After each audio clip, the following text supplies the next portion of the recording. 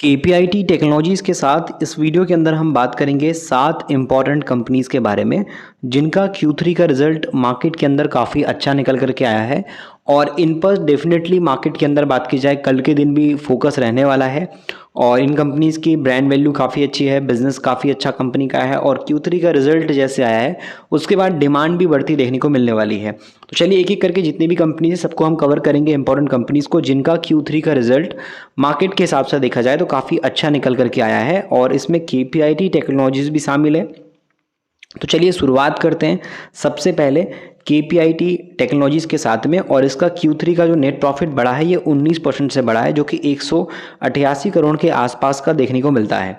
Market wise अगर आप देखोगे तो केपीआईटी आपको पता होना चाहिए कि कंपनी जो है टेक्नोलॉजी के बेस पे काम करने वाली कंपनी है, जो कि खास करके ऑटो इंडस्ट्री में, कार वगैरह में सॉफ्टवेयर के हिसाब से काम कर रही है अच्छी खासी, और साथ में इलेक्ट्रिकल व्हीकल के अंदर भी सॉफ्टवेयर सर्विस देती है। तो यहाँ पर आप देखोगे तो कंपनी का जो यहाँ पर ग्रोथ आया है वो आया है 156 करोड़ से यहाँ पर 186 करोड़ के आसपास। तो 19 से 20% का जंप इसमें आप देख पाओगे। रेवेन्यू में भी 17 से 18% का जंप आया है। यहाँ पे एक साल पहले रेवेन्यू इसका 1256 करोड़ का था, अभी कंपनी केपीआईटी टेक्नोलॉजीज का रेवेन्यू 1477 करोड़ के आसपास देखने को मिलता है। तो यहाँ पे एक अच्छी खासी ग्रोथ देख पा रहे होंगे और एक मार्केट के अंदर अच्छा रिजल्ट हमको अभी नजर आ रहा है। और यहाँ पे कंपनी के पास जो एंगेजमेंट है बिजनेस के हिसाब से या फिर बात की जाए ऑर्डर बुक है वो भी काफ़ी शानदार है। तो ऐसे में केपीआईटी पे डेफिनेटली इन्वेस्टर कल के दिन नज़र रखते हुए आपको ध्यान में देखने को मिल सकते हैं। डिमांड के हिसाब से भी अच्छा खासा मार्केट में पॉजिटिव माहौल केपीआईटी को लेकर के बनता हुआ नजर आ सकता है। यहाँ पर अगली कंपनी की तरफ बढ़ेंगे तो ये घाटे से मुनाफे में आ गई है और कंपनी 24 करोड़ का लॉस कर रही थी। अब 24 करोड़ के लॉस से कंपनी ने 43 करोड़ का जो प्रॉफिट है वो दिखाया है। तो चलिए कौन सी कंपनी है और कैसे कंपनी के फंडामेंटल इंप्रूव हैं उसको देख लेते हैं। तो यहाँ पर हम जिस कंपनी की बात कर रहे हैं ये ऑनलाइन कार बिजनेस से जुड़ी कंपनी है। और यहाँ पे जो मौजूदा बात की जाए यहाँ पे जो कारोबारी साल है 2025 उसमें हिसाब से जो रिजल्ट आया है, जो अभी अपडेट आई है उस हिसाब से कंपनी का जो लॉस था वो 24 करोड़ के आसपास का था और वो अभी अब 43 करोड़ मुनाफे में कन्वर्ट हो गया है। कंपनी की जो कमाई है बात करें तो 139 करोड़ से बढ़कर के 176 करोड़ रुपए के आसपास पहुंच गई है। सालाना आधार पर कंपनी का इबिट्टा की बात करेंगे तो वो भी 25 करोड़ से बढ़कर के 50 करोड़ रुपए के आसपास हो गया है। इबिट्टा मार्जिन कंपनी का 18% से इंक्रीज हुआ है और कंपनी का इबिट्टा मार्जिन 18% से बढ़कर के 28% के आसपास हो गया है। तो यहाँ पर बात करें यहाँ पे जो कार ट्रेड टेक्नोलॉजी है इसका रिजल्ट मार्केट के हिसाब से काफ़ी सही देखने को मिलता है।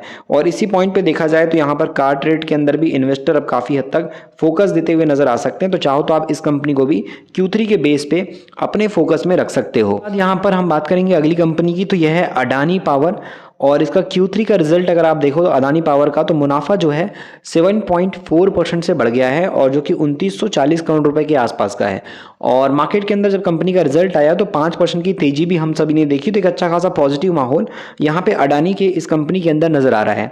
अडानी पावर के अंदर मार्केट के हिसाब से देखेंगे तो यहाँ पर जो रिजल्ट आया है उसमें कंपनी ने अपनी रेवेन्यू को या फिर बात की जाए ग्रोथ को मुनाफा प्रॉफिट के बेस पे 2700 करोड़ से 2940 करोड़ के आसपास शुद्ध मुनाफा नेट प्रॉफिट कंपनी का दिखाया है। और कंपनी के अंदर अच्छी खासी जो ग्रोथ है वो नजर आ रही है। रेवेन्यू के बेस पे भी रेवेन्यू 12,991 करोड़ से 13,671 करोड़ के आसपास का नजर आया है। और कंपनी के बोर्ड ने जो है 5,000 करोड़ रुपए जो है फंड जुटाने की योजना को भी मंजूरी दे दी है। और इस फंड को जो है क्वालिफाइड बात की जाए तो यहाँ पे जो इंस्टीट्यूशनल प्लेसमेंट होती है उसके जरिए जुटाया जाएगा। तो इससे भी कंपनी को यहाँ पे बात की जाए तो योजना को लेकर के बढ़ा करके 11,000 करोड़ रुपए के आसपास पहले से जो मंजूरी मिली थी फंड जुटाने की 5,000 करोड़ की, उसको यहाँ पे बढ़ा करके जो है 1,000 करोड़ रुपए के आसपास 11,000 करोड़ रुपए के आसपास की जो मंजूरी है वो यहाँ पर आप देख पाओगे। तो ऐसे में इस पे भी अब फोकस जो है इन्वेस्टर का इस पे बहुत ज्यादा रहने वाला है। उसके बाद यहाँ पर अगली कंपनी निकल के आती है बजाज फाइनेंस। और बजाज फाइनेंस का बात की जाए तो आपको पता है फाइनेंस सेक्टर की सबसे बड़ी कंपनी है बजाज फाइनेंस। इसका भी Q3 का रिजल्ट में 18% का जंप आपको नेट प्रॉफिट में नजर आ रहा होगा और जो कि 4308 करोड़ के आसपास का है। और इनका जो AUM है जिसको बोलते हैं एसेट्स अंडर मैनेजमेंट, ये भी जंप हुआ है 28% के साथ में। बजाज फाइनेंस की बात करेंगे तो काफ़ी मल्टीबैगर कंपनी है जो काफ़ी अच्छी ग्रोथ के साथ आगे बढ़ रही है और बहुत अच्छा जंप इसके अंदर नज़र आ रहा है। जो उम्मीद की जा रही थी ब्रोकर की वो अगर हम देखें तो उससे काफ़ी बेहतर रिजल्ट आए हैं। 4300 करोड़ के प्रॉफिट की यहाँ पे रिपोर्ट नज़र आ रही है। ब्रोकर ने जो उम्मीद की थी वो 4100 करोड़ की थी। तो बाजार की उम्मीद से कहीं ज़्यादा बेटर रिजल्ट बजाज फाइनेंस के निकल के आए हैं। बजाज फाइनेंस का जो नेट इंटरेस्ट इनकम है वो 23% से ग्रो हुआ है, जो कि आप देख पाओगे 7,655 करोड़ था पहले, अभी के टाइम पे 9,382 करोड़ के आसपास है। और इसका जो AUM है वो भी काफ़ी अच्छा इंक्रीज हुआ है 28% से, जो कि पहले 3,11,000 करोड़ का था, अभी 3,98,000 करोड़ के आसपास है। तो एक ऑलमोस्ट अच्छी ग्रोथ आप बजाज फाइनेंस के Q3 के रिजल्ट में यहाँ पर देख पा रहे होंगे। काफ़ी अच्छी हेल्थी ग्रोथ कंपनी के सारे पैरामीटर्स में बात की जाए क्वार्टरली रिजल्ट के बेस पे वो नजर आते हैं। यहाँ पे अगली कंपनी की तरफ बढ़ेंगे तो ये है जुपिटर वैगन्स, जिसका Q3 का रिजल्ट प्रॉफिट हुआ है, मतलब जो बढ़ा है 19% से बढ़ा है, और रेवेन्यू इसका जो राइज हुआ है ये 15% से हुआ है। तो मार्केट वाइज आप देखो तो प्रॉफिट प्लस रेवेन्यू दोनों में अच्छा खासा जंप आपको दिखाई दे रहा होगा, और मार्केट के अंदर एक अच्छा खासा पॉजिटिव सेंटिमेंट अभी के टाइम पे क्रिएट है। और ये कंपनी बिजनेस वाइज बात की जाए तो यहाँ पर अपने नेट प्रॉफिट को जो ग्रोथ दिखा रही है उसमें 81 करोड़ से मार्केट में अपना नेट प्रॉफिट 97 करोड़ के आसपास ला चुकी है, जिसमें 19.5% की ग्रोथ है।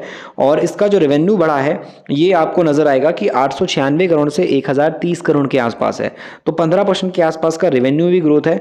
और ये कोलकाता बेस्ड कंपनी है, जिसके अंदर आप देखो तो यहाँ पर जो मार्केट वाइज जो मार्जिन है वो भी एक्सपेंड हुए हैं, और पिछले साल के मुकाबले में काफ़ी अच्छी ग्रोथ कंपनी के अंदर आई है। तो उस पॉइंट पे इस पे भी डेफिनेटली इन्वेस्टर का ध्यान जाने वाला है, क्योंकि revenue, EBITDA margin, net profit, इन सब में एक अच्छा खासा पॉजिटिव माहौल हमको नजर आ रहा है। इसके बाद हम बात करेंगे नेक्स्ट कंपनी के बेस में, तो इसका नाम है मारुति सुजुकी। और सुजुकी के बारे में तो आप जानते ही हो, कार का मार्केट के अंदर भले ही सेफ्टी ना हो कार में, पर बिकती बहुत जम करके है, मिडिल क्लास को बहुत ज़्यादा खरीदता है।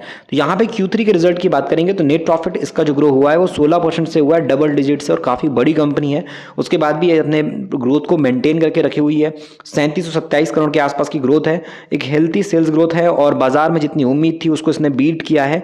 उम्मीद से कहीं ज़्यादा बेहतर रिजल्ट मारुति सुजुकी के आपको देखने को मिलेंगे। काफ़ी अच्छे नंबर्स इसके आ चुके हैं मार्केट के अंदर, और ग्रोथ जो रही है उस हिसाब से हम देखेंगे तो कंपनी के अंदर 3596 करोड़ का मार्केट नेट प्रॉफिट पहले था, जो कि अभी के टाइम पे 2737 करोड़ के आसपास, 3727 करोड़ के आसपास, सॉरी।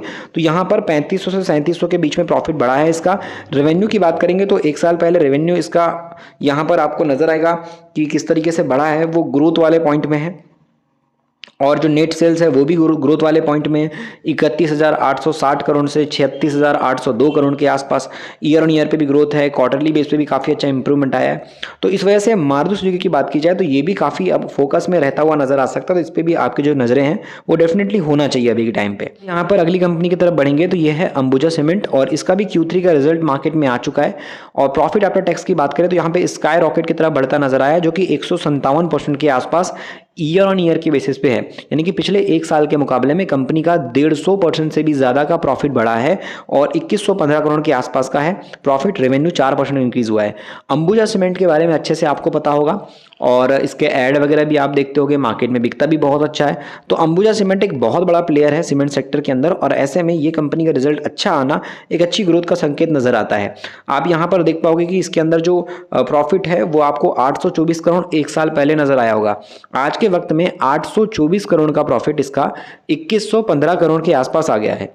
वहीं रेवेन्यू की बात करेंगे तो रेवेन्यू इसका 8052 करोड़ था, जो कि अभी के टाइम पे 8415 करोड़ के आसपास है। तो रेवेन्यू में भी एक बहुत बड़ा जंप आपको नजर आ रहा होगा। और यहाँ पे जो है अडानी ग्रुप की कंपनी है, जो कि रिपोर्टेड आपको नजर आएगी 17% की ग्रोथ करते हुए। और इसी पॉइंट पे बात की जाए तो कंपनी में एक अच्छा खासा उछाल हम सभी को देखने को मिल रहा है। तो ये हमने टोटल 7 कंपनीज बात की जिनका Q3 का रिजल्ट काफी बेटर आया है। तो इन पे चाहो तो आप स्टडी कर सकते हो। अगर आपको मार्केट सीखना है, मार्केट पे स्टडी करना है, तो फिर आपको ई बुक पढ़ना चाहिए, मिडिल क्लास का स्टॉक मार्केट ई बुक। इस ई बुक में वो सारी बातें हैं जो एक नया इन्वेस्टर जिसको बाजार की ज़्यादा नॉलेज नहीं है, बाजार को सीखना है, लॉस कम करना है, और एक 5 से 7 साल के अनुभव को सीखना है, तो उस हिसाब से आपको शुद्ध हिंदी में लिखी गई बहुत ही आसान भाषा में एक बेसिक से एडवांस लेवल की ई बुक, मिडिल क्लास का स्टॉक मार्केट ई बुक को एक बार ज़रूर पढ़ना चाहिए। इसके लिंक हर वीडियो की तरह इस वीडियो में भी हमने आपके लिए लिंक डिस्क्रिप्शन में अवेलेबल करा दिया। उस लिंक पे क्लिक करिए, वहाँ से आप ई बुक तक पहुँच जाएंगे, और वहाँ से आप सिंपली जो है ई बुक को रीड कर सकते हो अपने पेमेंट प्रोसेस कंप्लीट करने के बाद।